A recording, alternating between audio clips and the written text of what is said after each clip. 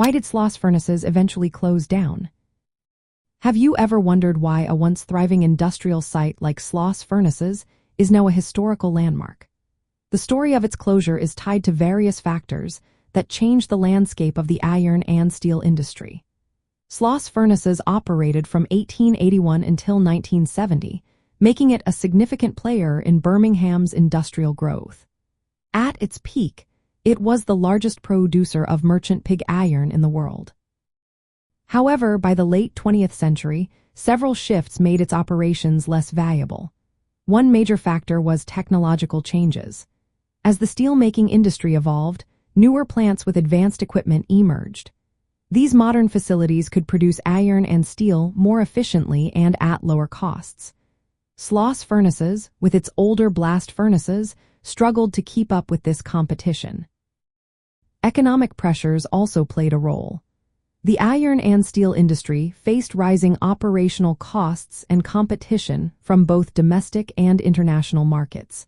As demand patterns changed, it became harder for Sloss Furnaces to maintain profitability. Resource and environmental factors contributed as well.